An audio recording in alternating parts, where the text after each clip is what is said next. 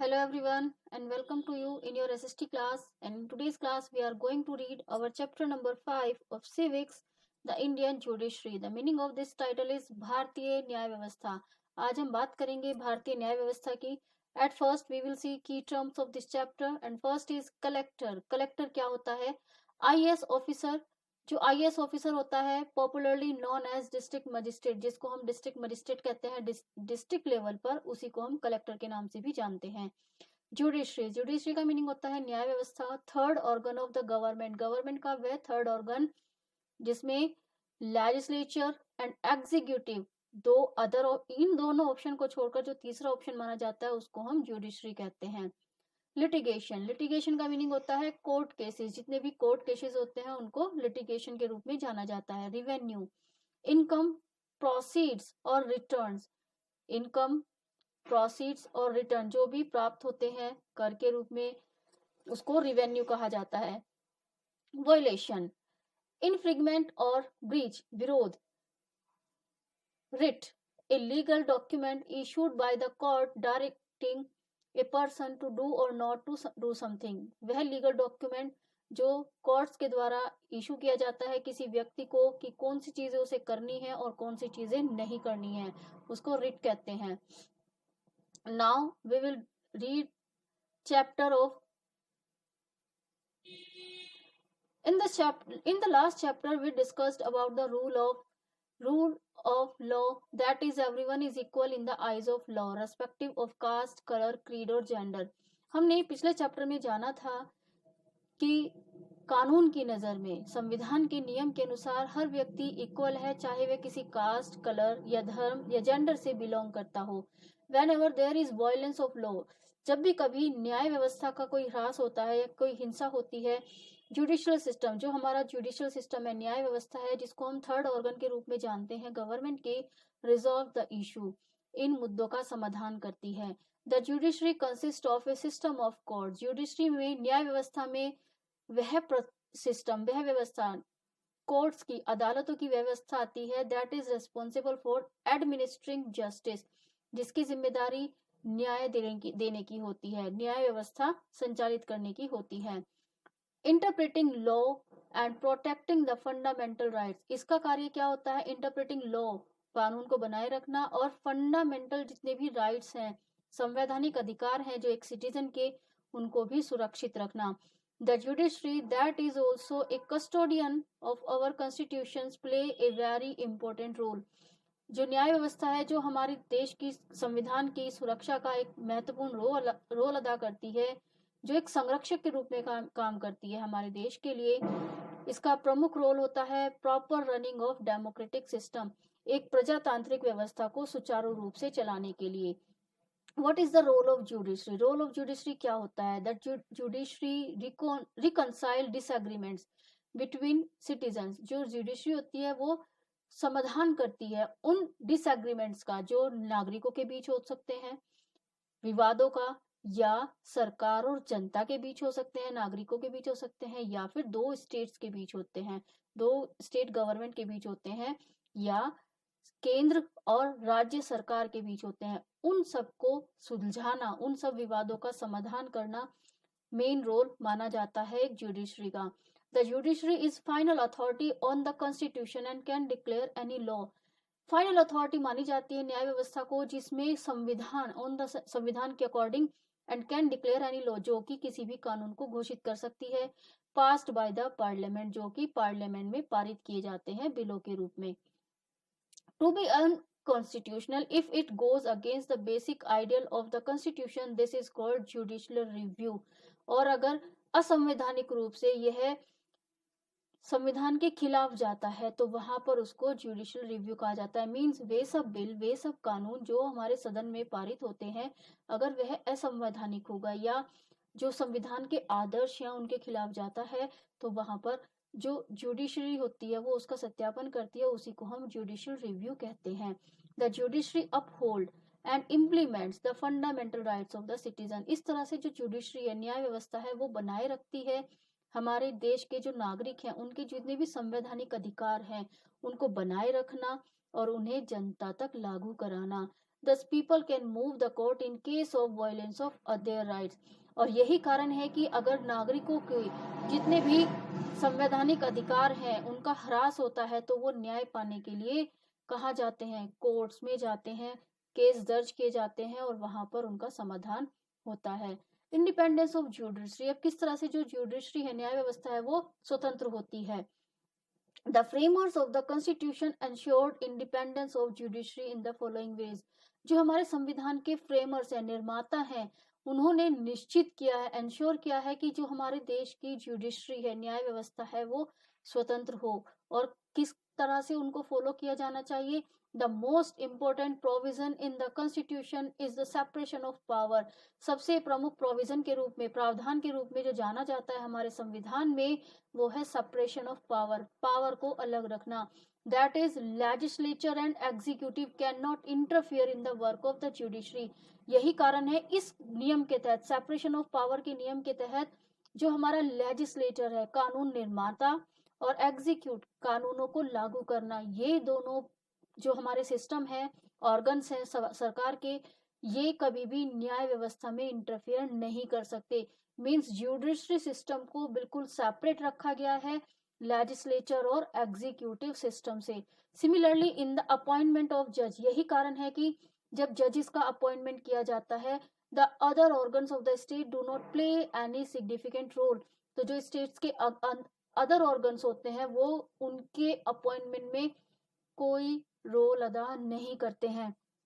More over the removal of जजेस, इसी तरह से अगर जजेस को हटाना होता है from their office is a complex process, उसको हटाना भी एक जटिल प्रक्रिया है।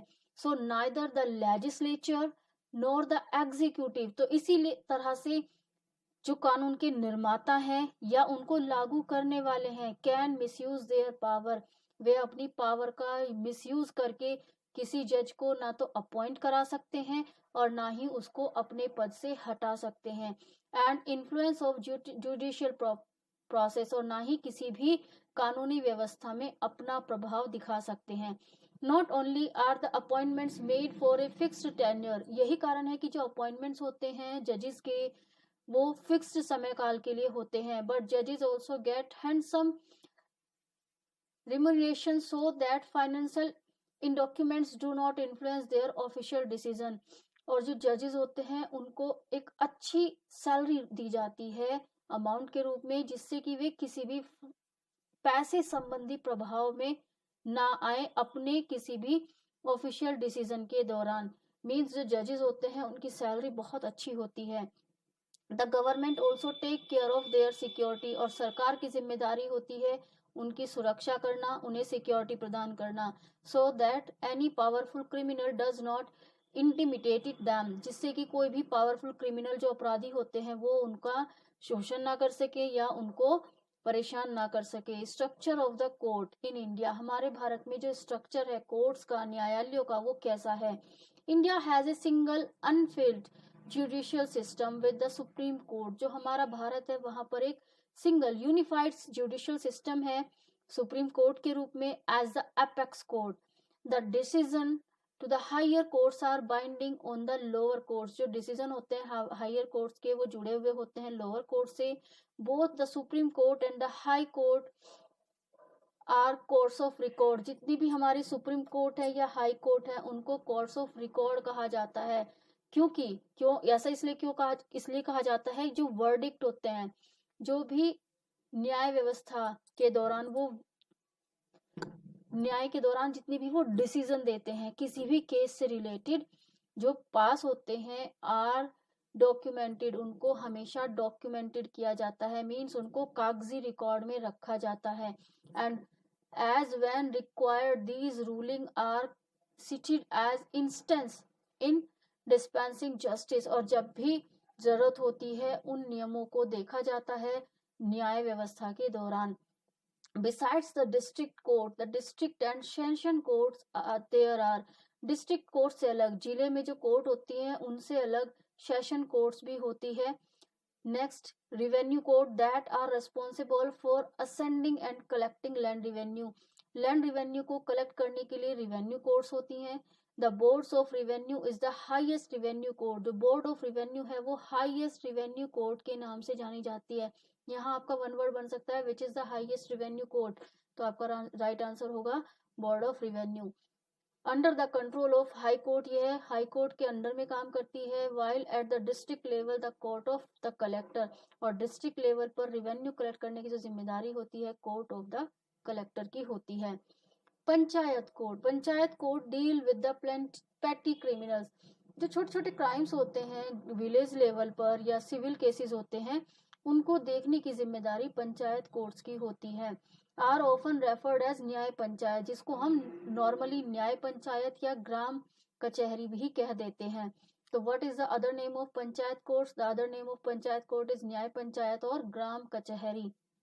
नॉर्मली 3 और 4 villages have one panchayat courts. जो नॉर्मली पंचायत कोर्ट्स पाई जाती हैं वो 3 या 4 विलेजेस में एक साथ ग्रुप के रूप में उनकी पंचायत कोर्ट होती हैं। People can appeal against its decision in higher court. जब पंचायत कोर्ट्स होती हैं, अगर जो नागरिक हैं वो उनके न्याय से सहमत नहीं है तो वो अपील कर सकते हैं हायर कोर्ट्स में उस डिसीजन के खिलाफ। जुडिक्शन, न्याय व्यवस्था। जुडिक्शन implies the extent of legal authority that courts can exercise। जो जुडिक्शन है वह इम्प्लाई करता है उन लीगल अथॉरिटी को, उन पावर्स को दैट कोर्ट्स कैन एक्सरसाइज, जिनको कोर्ट्स जो न्याय व्यवस्था होती है वो फॉलो करती है। Courts exercise different kinds of जुडिक्शन। जो कोर्ट्स हैं वो अलग अलग तरह के न्याय दे सकती हैं। Original जुडिक्शन is relevant in cases that can be brought up only in particular courts and not any other। Original जुडिक्शन वहां होता है जहां पर उस तरह के केस लाए जा सकते हैं जो केवल किसी निश्चित कोर्ट में ही ले जाए जा सकते हैं, किसी अन्य कोर्ट में नहीं ले जाए जा सकते। उनको ओरिजिनल जुडिक्शन के दौरान कोर्ट में लेकर आया जाता है। The supreme court, the supreme court exercise original जुडिक्शन over following case. इस तरह की जो ओरिजिनल जुडिक्शन होती है, वास्तविक न्याय होती है, वो सुप्रीम कोर्ट में दिया जाता है। अब सुप्रीम कोर्ट कौन कौन से केसेस में न्याय दे सकती है?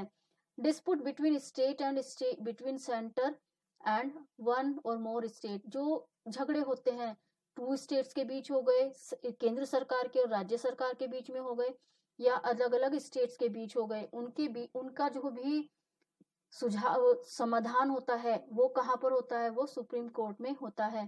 Cases involving violation of constitution by the government.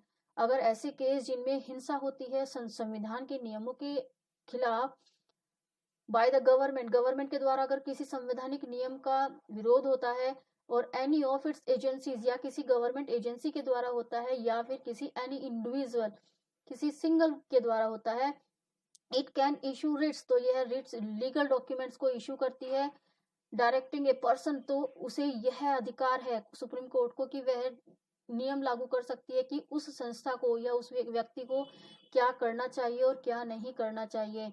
For upholding the enforcing, for upholding and enforcing the fundamental rights granted by the constitution, और यह रोक सकती है और एनफोर्स कर सकती है उन फंडामेंटल राइट्स को जो सरकार के संविधान के द्वारा प्रदान किए गए हैं।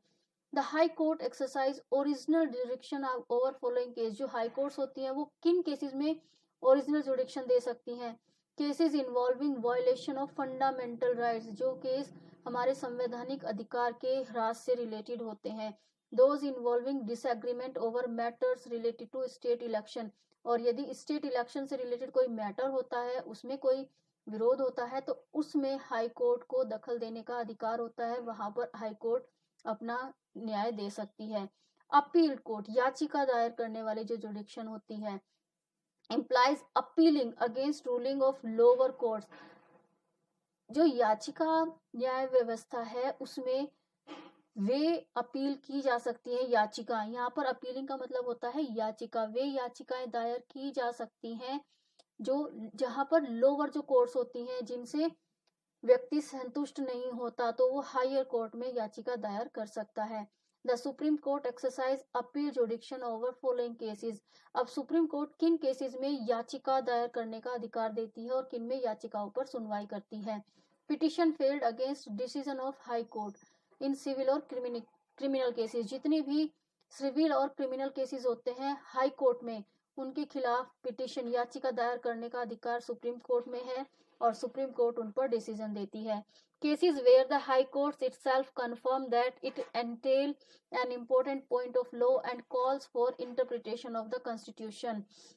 ऐसे केसेस जहां पर स्वयं हाई कोर्ट यह निश्चित कर देती है, कंफर्म कर देती है कि यह इंपॉर्टेंट पॉइंट्स हैं कानून से के दायरे के, और यहाँ पर संविधान के तहत उन्हें अधिकार इंटरप्रिटेशन हस्तक्षेप करने का अधिकार है, तब वहां पर सुप्रीम कोर्ट अपना हस्तक्षेप कर सकती है। Cases where high court change decision of lower courts, वे केसेस जहां पर लोअर कोर्ट के जो निर्णय होते हैं उनमें हाई कोर्ट परिवर्तन करती है।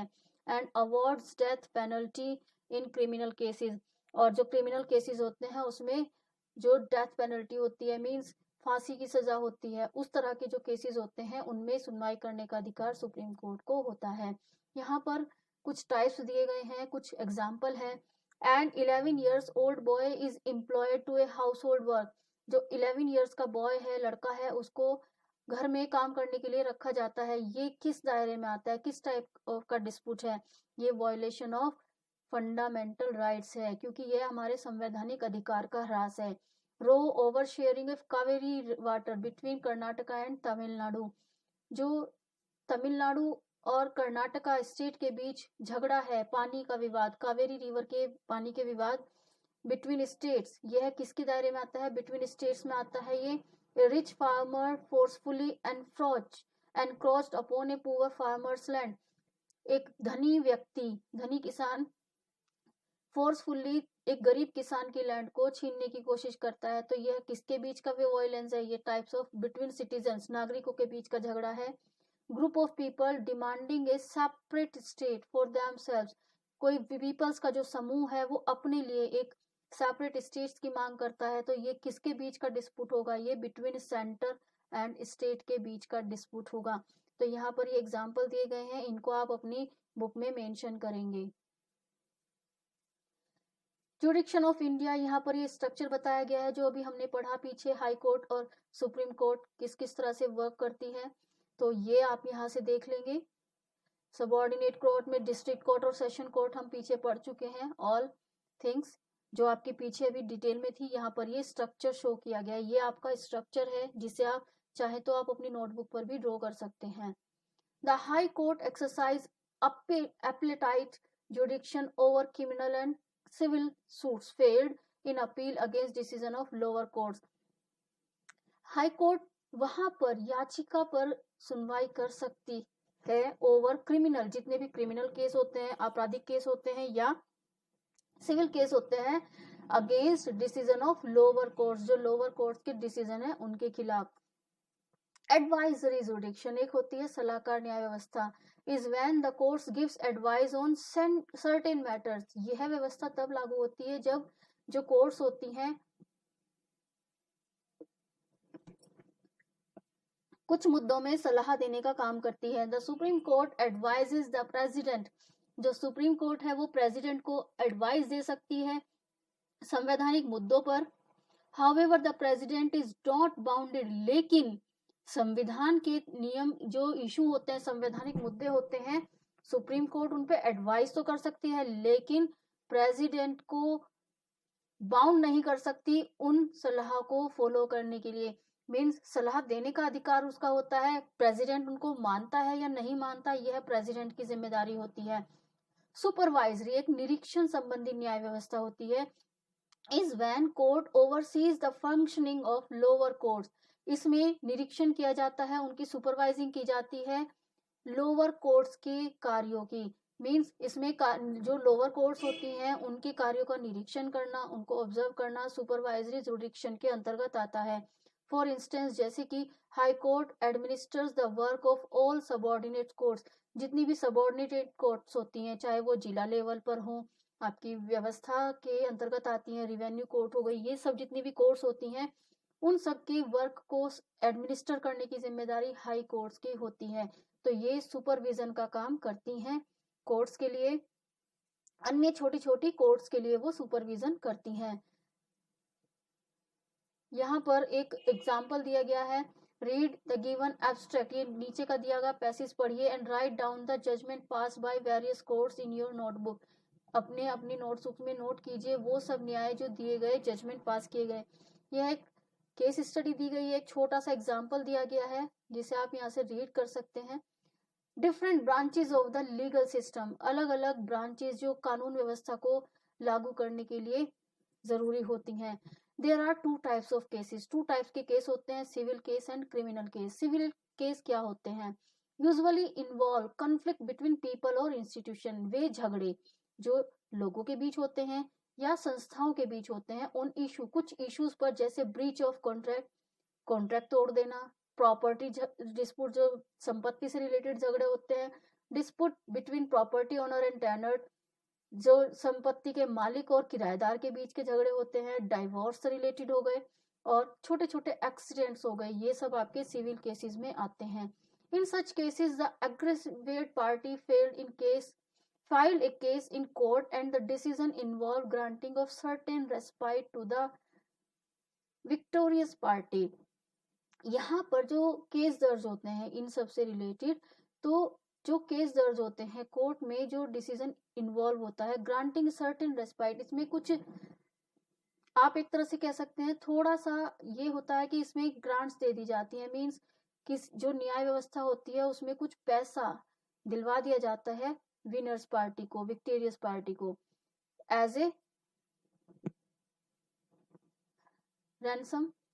क्रिमिनल केसेस क्या होते हैं? आपराधिक केस क्या होते हैं? Involve gross violence of law, वे केसेस जिसमें संविधान का, कानून का बहुत अधिक अनुपालन होता है। दैट इंक्लूड, जिसमें चोरी, मर्डर, फ्रॉड, किसी को धोखा देना, हैरेसमेंट हो गया, हैरेसमेंट फॉर डाउरी, दहेज के लिए शोषण हो गया, मॉलेस्टेशन हो गया, ड्रंकन ड्राइविंग हो गए, पीकर ड्राइविंग करना, ये सब क्रिमिनल केसेस में आते हैं। In criminal cases initially A first information report is launch, जो क्रिमिनल केस होते हैं उनमें फर्स्ट इंफॉर्मेशन रिपोर्ट दर्ज की जाती है, जिसको हम एफआईआर कहते हैं, पुलिस स्टेशन में यह दर्ज होती है। Who then probe the crime and ultimately a case is filed, जिसमें क्राइम डिसाइड किया जाता है और अल्टीमेटली दर्ज किया जाता है केस के रूप में, कोर्ट्स में उनमें सुनवाई होती है।